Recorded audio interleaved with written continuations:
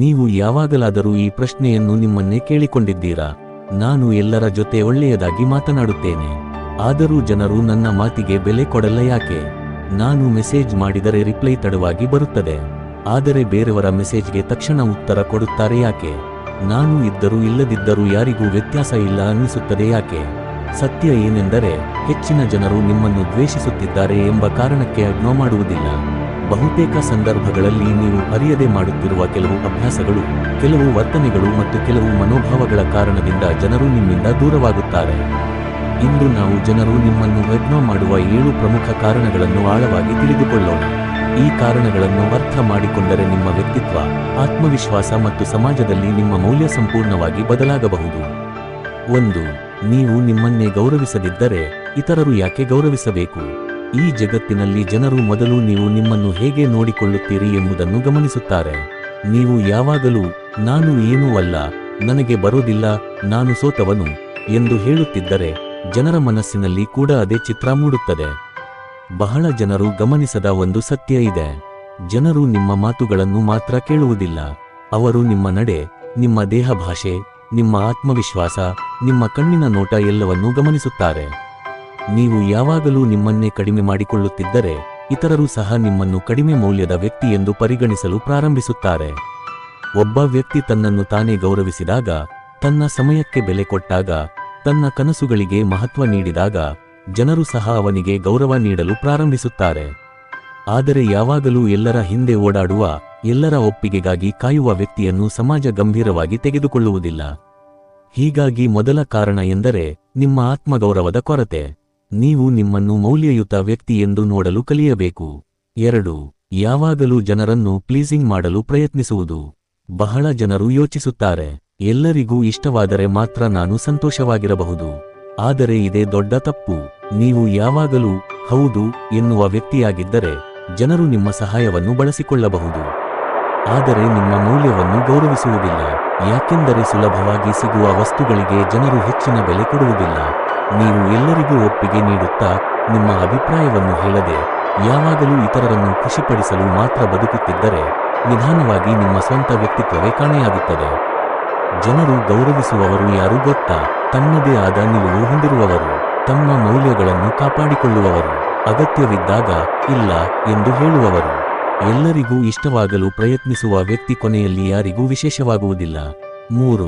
ನೀವು ಯಾವಾಗಲೂ ನೆಗೆಟಿವ್ ಆಗಿದ್ದರೆ. ಒಂದು ಕ್ಷಣ ಯೋಚಿಸಿ, ನಿಮ್ಮ ಬಳಿ ಇಬ್ಬರು ಸ್ನೇಹಿತರಿದ್ದಾರೆ. ಮೊದಲ ವ್ಯಕ್ತಿ ಯಾವಾಗಲೂ ಸಮಸ್ಯೆಗಳ ಬಗ್ಗೆ ಮಾತನಾಡುತ್ತಾನೆ. ಜೀವನ ಕೆಟ್ಟದು, ಅದೃಷ್ಟ ಇಲ್ಲ, ಹಣ ಇಲ್ಲ, ಜನರು ಕೆಟ್ಟವರು ಎಂದು ಹೇಳುತ್ತಾನೆ. ಎರಡನೇ ವ್ಯಕ್ತಿ ಸವಾಲುಗಳಿದ್ದರೂ ಧೈರ್ಯದಿಂದ ಮಾತನಾಡುತ್ತಾನೆ, ಪರಿಹಾರ ಹುಡುಕುತ್ತಾನೆ, ಉತ್ಸಾಹದಿಂದ ಬದುಕುತ್ತಾನೆ. ಈ ಇಬ್ಬರಲ್ಲಿ ಯಾರ ಜೊತೆ ಹೆಚ್ಚು ಸಮಯ ಕಳೆಯಲು ಇಷ್ಟಪಡುತ್ತೀರಿ? ಖಂಡಿತವಾಗಿಯೂ ಎರಡನೇ ವ್ಯಕ್ತಿ. ಯಾಕೆಂದರೆ ಮಾನವರ ಮನಸ್ಸು ಸಹಜವಾಗಿಯೇ ಪಾಸಿಟಿವ್ ಎನರ್ಜಿ ಇರುವವರ ಕಡೆ ಆಕರ್ಷಿತವಾಗುತ್ತದೆ. ನೀವು ಯಾವಾಗಲೂ ದೂರು, ನಕಾರಾತ್ಮಕತೆ, ಬೇಸರ, ಕೋಪ ಮತ್ತು ಅಸಮಾಧಾನವನ್ನೇ ಹರಡುತ್ತಿದ್ದರೆ ಜನರು ನಿಧಾನವಾಗಿ ನಿಮ್ಮಿಂದ ದೂರ ಹೋಗುತ್ತಾರೆ. ಅವರಿಗೆ ನಿಮ್ಮ ಮೇಲೆ ದ್ವೇಷ ಇರಬೇಕೆಂದಿಲ್ಲ, ಆದರೆ ನಿಮ್ಮ ಸುತ್ತಲಿನ ವಾತಾವರಣ ಅವರ ಮನಸ್ಸಿಗೆ ಭಾರವಾಗುತ್ತದೆ. ಹೀಗಾಗಿ ಜೀವನದಲ್ಲಿ ಸಕಾರಾತ್ಮಕ ದೃಷ್ಟಿಕೋನ ಬೆಳೆಸಿಕೊಳ್ಳುವುದು ಅತ್ಯಗತ್ಯ. 4. ನೀವು ಕೇಳುವುದಕ್ಕಿಂತ ಹೆಚ್ಚು ಮಾತನಾಡುತ್ತಿದ್ದರೆ. ಬಹಳ ಜನರು ಸಂಭಾಷಣೆಯನ್ನು ಒಂದು ಸ್ಪರ್ಧೆ ಎಂದು ಭಾವಿಸುತ್ತಾರೆ. ಯಾರು ಹೆಚ್ಚು ಮಾತನಾಡುತ್ತಾರೆ, ಯಾರು ತಮ್ಮ ಕಥೆಗಳನ್ನು ಹೆಚ್ಚು ಹೇಳುತ್ತಾರೆ, ಯಾರು ಹೆಚ್ಚು ಗಮನ ಸೆಳೆಯುತ್ತಾರೆ. ಆದರೆ ನಿಜವಾದ ಸಂವಹನದ ರಹಸ್ಯ ಬೇರೆ ಇದೆ. ಜನರು ತಮ್ಮನ್ನು ಅರ್ಥಮಾಡಿಕೊಳ್ಳುವವರನ್ನು ಇಷ್ಟಪಡುತ್ತಾರೆ.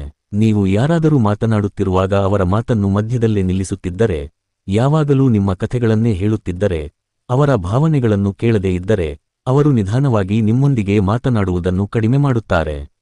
ಒಬ್ಬ ಒಳ್ಳೆಯ ಲಿಸನರ್ ಯಾವಾಗಲೂ ಒಬ್ಬ ಒಳ್ಳೆಯ ಸ್ಪೀಕರ್ಗಿಂತ ಹೆಚ್ಚು ಪ್ರಭಾವ ಬೀರುತ್ತಾನೆ. ಜನರು ತಮ್ಮ ಬಗ್ಗೆ ಮಾತನಾಡಲು ಇಷ್ಟಪಡುತ್ತಾರೆ. ನೀವು ಅವರ ಮಾತುಗಳನ್ನು ಗಮನದಿಂದ ಕೇಳಿದರೆ ಅವರು ನಿಮ್ಮನ್ನು ಮರೆಯುವುದಿಲ್ಲ. ಆದರೆ ನೀವು ಯಾವಾಗಲೂ ನಿಮ್ಮ ಬಗ್ಗೆ ಮಾತ್ರ ಮಾತನಾಡಿದರೆ ಅವರು ನಿಮ್ಮನ್ನು ಇಗ್ನೋರ್ ಮಾಡಲು ಪ್ರಾರಂಭಿಸುತ್ತಾರೆ. 5. ನಿಮ್ಮ ಜೀವನದಲ್ಲಿ ಯಾವುದೇ ಗುರಿ ಇಲ್ಲದಿದ್ದರೆ.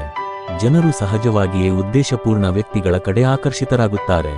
ಒಬ್ಬ ವ್ಯಕ್ತಿ ತನ್ನ ಕನಸುಗಳಿಗಾಗಿ ಕೆಲಸ ಮಾಡುತ್ತಿದ್ದಾನೆ, ಹೊಸ ಕೌಶಲ್ಯ ಕಲಿಯುತ್ತಿದ್ದಾನೆ, ತನ್ನ ಭವಿಷ್ಯವನ್ನು ಕಟ್ಟಿಕೊಳ್ಳುತ್ತಿದ್ದಾನೆ.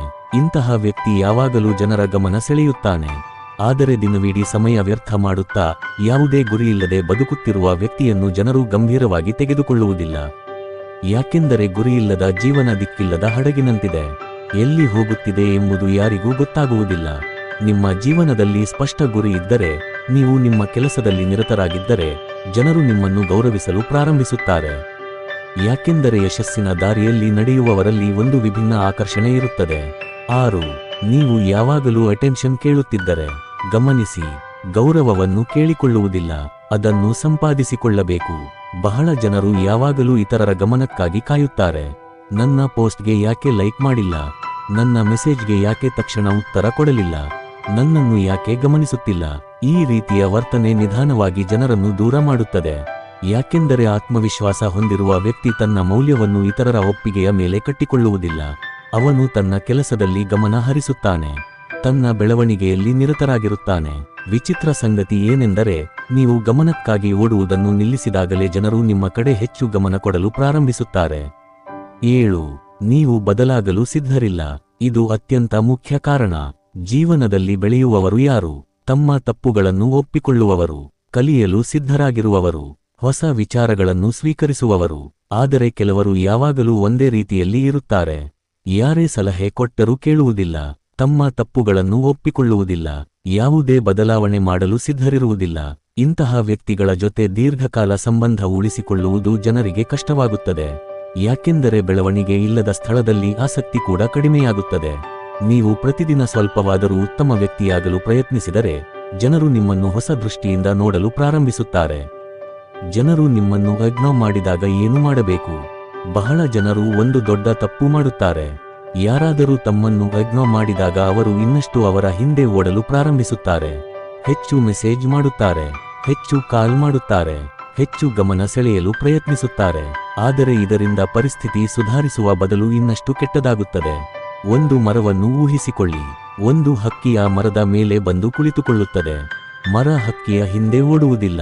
ಅದು ತನ್ನ ಬೇರುಗಳನ್ನು ಗಟ್ಟಿಗೊಳಿಸುತ್ತದೆ, ತನ್ನ ಎತ್ತರವನ್ನು ಹೆಚ್ಚಿಸುತ್ತದೆ, ತನ್ನ ಬೆಳವಣಿಗೆಯ ಮೇಲೆ ಗಮನ ಕೊಡುತ್ತದೆ. ಪರಿಣಾಮವಾಗಿ ಇನ್ನಷ್ಟು ಹಕ್ಕಿಗಳು ಅದರ ಕಡೆ ಆಕರ್ಷಿತವಾಗುತ್ತವೆ. ನಮ್ಮ ಜೀವನ ಕೂಡ ಹೀಗೆಯೇ. ನಾವು ಜನರ ಗಮನಕ್ಕಾಗಿ ಓಡಾಡುವುದನ್ನು ಬಿಟ್ಟು ನಮ್ಮ ಬೆಳವಣಿಗೆಯ ಕಡೆ ಗಮನ ಹರಿಸಿದಾಗ ನಮ್ಮ ಮೌಲ್ಯ ಸ್ವಯಂ ಹೆಚ್ಚಾಗುತ್ತದೆ. ನಿಮ್ಮ ಶಿಕ್ಷಣ, ನಿಮ್ಮ ಆರೋಗ್ಯ, ನಿಮ್ಮ ಕೌಶಲ್ಯಗಳು, ನಿಮ್ಮ ಹಣಕಾಸು ಮತ್ತು ನಿಮ್ಮ ವ್ಯಕ್ತಿತ್ವದ ಮೇಲೆ ಕೆಲಸ ಮಾಡಿ. ಜನರು ನಿಮ್ಮನ್ನು ಗಮನಿಸುತ್ತಾರೋ ಇಲ್ಲವೋ ಎಂಬುದಕ್ಕಿಂತ ನೀವು ಯಾವ ರೀತಿಯ ವ್ಯಕ್ತಿಯಾಗುತ್ತಿದ್ದೀರಿ ಎಂಬುದು ಮುಖ್ಯ. ಹೆಚ್ಚಿನ ಯಶಸ್ವಿ ವ್ಯಕ್ತಿಗಳು ತಮ್ಮ ಜೀವನದ ಯಾವುದೋ ಹಂತದಲ್ಲಿ ಇಗ್ನೋರ್ ಆಗಿದ್ದಾರೆ. ಆದರೆ ಅವರು ಜನರನ್ನು ಬದಲಾಯಿಸಲು ಪ್ರಯತ್ನಿಸಲಿಲ್ಲ. ಅವರು ತಮ್ಮನ್ನು ತಾವು ಉತ್ತಮಗೊಳಿಸಲು ಪ್ರಯತ್ನಿಸಿದರು. ಅದೇ ಕಾರಣಕ್ಕೆ ನಂತರ ಜಗತ್ತು ಅವರ ಕಡೆ ಗಮನ ಹರಿಸಿತು. ಜನರು ಇಗ್ನೋರ್ ಮಾಡಿದಾಗ ಮಾನಸಿಕವಾಗಿ ಏನಾಗುತ್ತದೆ? ಮಾನವ ಮೆದುಳು ಒಪ್ಪಿಗೆಯನ್ನು ಇಷ್ಟಪಡುತ್ತದೆ. ಯಾರಾದರೂ ನಮ್ಮನ್ನು ಮೆಚ್ಚಿದಾಗ, ನಮ್ಮ ಜೊತೆ ಮಾತನಾಡಿದಾಗ ಅಥವಾ ನಮ್ಮನ್ನು ಗೌರವಿಸಿದಾಗ ನಮ್ಮ ಮೆದುಳಿನಲ್ಲಿ ಸಂತೋಷದ ಭಾವನೆ ಮೂಡುತ್ತದೆ. ಆದರೆ ಯಾರಾದರೂ ನಮ್ಮನ್ನು ಇಗ್ನೋರ್ ಮಾಡಿದಾಗ ಅದರ ವಿರುದ್ಧದ ಪರಿಣಾಮ ಉಂಟಾಗುತ್ತದೆ.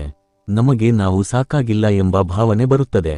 ನಮ್ಮಲ್ಲಿ ಏನೋ ಕೊರತೆ ಇದೆ ಎಂದು ಅನಿಸುತ್ತದೆ. ಕೆಲವೊಮ್ಮೆ ನಾವು ನಮ್ಮ ಮೌಲ್ಯವನ್ನೇ ಪ್ರಶ್ನಿಸಲು ಪ್ರಾರಂಭಿಸುತ್ತೇವೆ. ಆದರೆ ಇಲ್ಲಿ ಒಂದು ಸತ್ಯವನ್ನು ಅರ್ಥಮಾಡಿಕೊಳ್ಳಬೇಕು. ಯಾರಾದರೂ ನಿಮ್ಮನ್ನು ಇಗ್ನೋರ್ ಮಾಡುತ್ತಿದ್ದಾರೆ ಎಂದರೆ ನೀವು ಮೌಲ್ಯವಿಲ್ಲದ ವ್ಯಕ್ತಿ ಎಂಬುದಲ್ಲ. ಕೆಲವೊಮ್ಮೆ ಜನರು ತಮ್ಮ ಸಮಸ್ಯೆಗಳಲ್ಲಿ ಬ್ಯುಸಿಯಾಗಿರುತ್ತಾರೆ. ಕೆಲವೊಮ್ಮೆ ಅವರ ಆದ್ಯತೆಗಳು ಬದಲಾಗಿರುತ್ತವೆ. ಕೆಲವೊಮ್ಮೆ ಅವರು ನಿಮ್ಮ ಬಗ್ಗೆ ಯೋಚಿಸುವಷ್ಟು ಸಮಯ ಹೊಂದಿರುವುದಿಲ್ಲ. ಆದ್ದರಿಂದ ಪ್ರತಿಯೊಂದು ಇಗ್ನೋರ್ ಅನ್ನು ನಿಮ್ಮ ವಿರುದ್ಧದ ತೀರ್ಪು ಎಂದು ತೆಗೆದುಕೊಳ್ಳಬೇಡಿ. ಯಶಸ್ವಿ ವ್ಯಕ್ತಿಗಳು ಒಂದು ವಿಷಯವನ್ನು ಚೆನ್ನಾಗಿ ಅರ್ಥಮಾಡಿಕೊಂಡಿದ್ದಾರೆ. ಇತರರ ವರ್ತನೆ ಯಾವಾಗಲೂ ನಿಮ್ಮ ಮೌಲ್ಯವನ್ನು ನಿರ್ಧರಿಸುವುದಿಲ್ಲ. ನಿಮ್ಮ ಮೌಲ್ಯವನ್ನು ಹೇಗೆ ಹೆಚ್ಚಿಸಿಕೊಳ್ಳುವುದು? ನಿಮ್ಮ ಮೌಲ್ಯವನ್ನು ಹೆಚ್ಚಿಸಿಕೊಳ್ಳಲು ಮೊದಲು ನಿಮ್ಮ ಸಮಯಕ್ಕೆ ಬೆಲೆ ಕೊಡಿ. ಯಾವಾಗಲೂ ಖಾಲಿಯಾಗಿ ಇರುವ ವ್ಯಕ್ತಿಗೆ ಜನರು ಹೆಚ್ಚು ಬೆಲೆ ಕೊಡುವುದಿಲ್ಲ. ಆದರೆ ತನ್ನ ಕೆಲಸದಲ್ಲಿ ನಿರತರಾಗಿರುವ ವ್ಯಕ್ತಿಗೆ ಸ್ವಾಭಾವಿಕವಾಗಿ ಗೌರವ ಸಿಗುತ್ತದೆ. ಪ್ರತಿದಿನ ಹೊಸದನ್ನು ಕಲಿಯಿರಿ. ಒಂದು ಪುಸ್ತಕ ಓದಿ, ಒಂದು ಹೊಸ ಕೌಶಲ್ಯ ಕಲಿಯಿರಿ. ನಿಮ್ಮ ದೇಹವನ್ನು ಫಿಟ್ ಆಗಿ ಇಟ್ಟುಕೊಳ್ಳಿ. ನಿಮ್ಮ ಮಾತಿನ ಶೈಲಿಯನ್ನು ಸುಧಾರಿಸಿ. ನಿಮ್ಮ ಉಡುಗೆ, ನಿಮ್ಮ ನಡವಳಿಕೆ ಮತ್ತು ನಿಮ್ಮ ಆತ್ಮವಿಶ್ವಾಸದ ಮೇಲೆ ಕೆಲಸ ಮಾಡಿ. ಇವೆಲ್ಲವೂ ಸೇರಿ ನಿಮ್ಮ ವ್ಯಕ್ತಿತ್ವವನ್ನು ರೂಪಿಸುತ್ತವೆ. ಒಂದು ದಿನದಲ್ಲಿ ಯಾರೂ ಗೌರವ ಪಡೆಯುವುದಿಲ್ಲ. ಆದರೆ ಪ್ರತಿದಿನ ಸ್ವಲ್ಪ ಸ್ವಲ್ಪ ಸುಧಾರಣೆ ಮಾಡಿದರೆ ಕೆಲವು ತಿಂಗಳುಗಳ ನಂತರ ನೀವು ಸಂಪೂರ್ಣವಾಗಿ ಬದಲಾಗಿರುತ್ತೀರಿ. ನೀವು ಎಲ್ಲರಿಗೂ ಇಷ್ಟವಾಗಬೇಕಾಗಿಲ್ಲ. ಇದು ಜೀವನದ ಅತ್ಯಂತ ಶಕ್ತಿಶಾಲಿ ಪಾಠಗಳಲ್ಲಿ ಒಂದು. ಈ ಜಗತ್ತಿನಲ್ಲಿ 8 ಬಿಲಿಯನ್ಗಿಂತ ಹೆಚ್ಚು ಜನರಿದ್ದಾರೆ. ಅವರಲ್ಲಿ ಪ್ರತಿಯೊಬ್ಬರಿಗೂ ನೀವು ಇಷ್ಟವಾಗುವುದು ಅಸಾಧ್ಯ. ಅತ್ಯಂತ ಯಶಸ್ವಿ ವ್ಯಕ್ತಿಗಳಿಗೂ ಟೀಕಿಸುವವರು ಇದ್ದಾರೆ. ಅತ್ಯಂತ ಒಳ್ಳೆಯ ವ್ಯಕ್ತಿಗಳಿಗೂ ವಿರೋಧಿಗಳು ಇದ್ದಾರೆ. ಹಾಗಿದ್ದರೆ ಸಾಮಾನ್ಯ ವ್ಯಕ್ತಿಯಾದ ನೀವು ಎಲ್ಲರಿಗೂ ಇಷ್ಟವಾಗಬೇಕು ಎಂದು ಯಾಕೆ ನಿರೀಕ್ಷಿಸುತ್ತೀರಿ? ನೀವು ಎಲ್ಲರಿಗೂ ಇಷ್ಟವಾಗಲು ಪ್ರಯತ್ನಿಸಿದರೆ ಕೊನೆಯಲ್ಲಿ ನಿಮ್ಮ ನಿಜವಾದ ವ್ಯಕ್ತಿತ್ವವನ್ನು ಕಳೆದುಕೊಳ್ಳುತ್ತೀರಿ. ಬದಲಿಗೆ ನಿಮ್ಮ ಮೌಲ್ಯಗಳಿಗೆ ನಿಷ್ಠರಾಗಿರಿ. ನಿಮ್ಮ ಗುರಿಗಳ ಕಡೆ ಗಮನ ಹರಿಸಿ. ನಿಮ್ಮನ್ನು ನಿಜವಾಗಿ ಅರ್ಥಮಾಡಿಕೊಳ್ಳುವ ಜನರೊಂದಿಗೆ ಸಂಬಂಧ ಬೆಳೆಸಿಕೊಳ್ಳಿ. ಜೀವನದ ಗುಣಮಟ್ಟವನ್ನು ನಿರ್ಧರಿಸುವುದು ನಿಮ್ಮ ಸುತ್ತಲಿನ ಜನರ ಸಂಖ್ಯೆಯಲ್ಲ, ನಿಮ್ಮನ್ನು ನಿಜವಾಗಿ ಗೌರವಿಸುವ ಜನರ ಗುಣಮಟ್ಟ. ಆತ್ಮವಿಶ್ವಾಸ ಯಾಕೆ ಮುಖ್ಯ? ಒಬ್ಬ ವ್ಯಕ್ತಿಯ ಬಳಿ ಹಣ ಇಲ್ಲದಿರಬಹುದು, ದೊಡ್ಡ ಹುದ್ದೆ ಇಲ್ಲದಿರಬಹುದು, ಹೆಚ್ಚು ಪರಿಚಯಗಳು ಇಲ್ಲದಿರಬಹುದು, ಆದರೆ ಆತ್ಮವಿಶ್ವಾಸ ಇದ್ದರೆ ಅವನು ಎಲ್ಲರ ಗಮನ ಸೆಳೆಯಬಹುದು. ಆತ್ಮವಿಶ್ವಾಸ ಎಂದರೆ ಅಹಂಕಾರ ಅಲ್ಲ. ಆತ್ಮವಿಶ್ವಾಸ ಎಂದರೆ ನಿಮ್ಮ ಸಾಮರ್ಥ್ಯದ ಮೇಲೆ ನಂಬಿಕೆ. ನೀವು ತಪ್ಪು ಮಾಡಬಹುದು, ನೀವು ಸೋಲಬಹುದು, ಜನರು ನಿಮ್ಮನ್ನು ಟೀಕಿಸಬಹುದು, ಆದರೆ ನೀವು ಮತ್ತೆ ಎದ್ದು ನಿಲ್ಲಬಹುದು ಎಂಬ ನಂಬಿಕೆ. ಈ ಗುಣವೇ ಜನರನ್ನು ನಿಮ್ಮ ಕಡೆ ಸೆಳೆಯುತ್ತದೆ. ಯಾಕೆಂದರೆ ಆತ್ಮವಿಶ್ವಾಸ ಸಾಂಕ್ರಾಮಿಕವಾಗಿದೆ. ನಿಮ್ಮನ್ನು ನೀವು ನಂಬಿದಾಗ ಇತರರು ನಿಮ್ಮನ್ನು ನಂಬಲು ಪ್ರಾರಂಭಿಸುತ್ತಾರೆ. ಯಶಸ್ಸು ಅತ್ಯುತ್ತಮ ಉತ್ತರ. ನಿಮ್ಮನ್ನು ಅಗ್ನೋ ಮಾಡಿದವರ ಜೊತೆ ಜಗಳ ಮಾಡಬೇಕಾಗಿಲ್ಲ. ಅವರಿಗೆ ಏನನ್ನು ಸಾಬೀತುಪಡಿಸಬೇಕಾಗಿಲ್ಲ. ಅವರ ಹಿಂದೆ ಓಡಾಡಬೇಕಾಗಿಲ್ಲ. ನಿಮ್ಮ ಯಶಸ್ಸಿನ ಮೇಲೆ ಗಮನ ಹರಿಸಿ. ಒಂದು ದಿನ ನೀವು ಬೆಳೆಯುತ್ತೀರಿ. ನಿಮ್ಮ ಕೌಶಲ್ಯಗಳು ಹೆಚ್ಚುತ್ತವೆ, ನಿಮ್ಮ ಆದಾಯ ಹೆಚ್ಚುತ್ತದೆ, ನಿಮ್ಮ ಜ್ಞಾನ ಹೆಚ್ಚುತ್ತದೆ, ನಿಮ್ಮ ಆತ್ಮವಿಶ್ವಾಸ ಹೆಚ್ಚುತ್ತದೆ. ಆಗ ನಿಮ್ಮನ್ನು ಅಗ್ನೋ ಮಾಡಿದವರೇ ನಿಮ್ಮ ಬಗ್ಗೆ ಮಾತನಾಡಲು ಪ್ರಾರಂಭಿಸುತ್ತಾರೆ. ಯಾಕೆಂದರೆ ಈ ಜಗತ್ತಿನಲ್ಲಿ ಜನರು ಮಾತುಗಳನ್ನು ಕಡಿಮೆ ಮತ್ತು ಫಲಿತಾಂಶಗಳನ್ನು ಹೆಚ್ಚು ಗೌರವಿಸುತ್ತಾರೆ. ಒಂದು ಕ್ಷಣ ಕನ್ನಡಿಯ ಮುಂದೆ ನಿಂತು ನಿಮ್ಮನ್ನೇ ಕೇಳಿಕೊಳ್ಳಿ. ನಾನು ಜನರ ಗಮನಕ್ಕಾಗಿ ಬದುಕುತ್ತಿದ್ದೀನಾ ಅಥವಾ ನನ್ನ ಕನಸುಗಳಿಗಾಗಿ ಬದುಕುತ್ತಿದ್ದೀನಾ? ನಿಮ್ಮ ಉತ್ತರ ಎರಡನೇದು ಆಗಿದ್ದರೆ ನಿಮ್ಮ ಭವಿಷ್ಯ ಈಗಾಗಲೇ ಬದಲಾಗಲು ಆರಂಭಿಸಿದೆ. ಗಮನದಲ್ಲಿಡಿ, ಸಿಂಹ ಕಾಡಿನ ಎಲ್ಲ ಪ್ರಾಣಿಗಳ ಒಪ್ಪಿಗೆಯನ್ನು ಕೇಳುವುದಿಲ್ಲ. ಅದು ತನ್ನ ಶಕ್ತಿಯನ್ನು ಬೆಳೆಸಿಕೊಳ್ಳುತ್ತದೆ. ಅದೇ ರೀತಿ ನೀವು ಕೂಡ ಜನರ ಒಪ್ಪಿಗೆಯ ಹಿಂದೆ ಓಡಬೇಡಿ. ನಿಮ್ಮ ವ್ಯಕ್ತಿತ್ವವನ್ನು ಬೆಳೆಸಿಕೊಳ್ಳಿ, ನಿಮ್ಮ ಜ್ಞಾನವನ್ನು ಹೆಚ್ಚಿಸಿಕೊಳ್ಳಿ, ನಿಮ್ಮ ಗುರಿಗಳಿಗಾಗಿ ದುಡಿಯಿರಿ. ಯಾಕೆಂದರೆ ನೀವು ನಿಮ್ಮ ಮೌಲ್ಯವನ್ನು ಅರಿತುಕೊಂಡ ದಿನದಿಂದ ಜಗತ್ತು ಕೂಡ ನಿಮ್ಮ ಮೌಲ್ಯವನ್ನು ಅರಿಯಲು ಪ್ರಾರಂಭಿಸುತ್ತದೆ. ಬೆಂಕಿ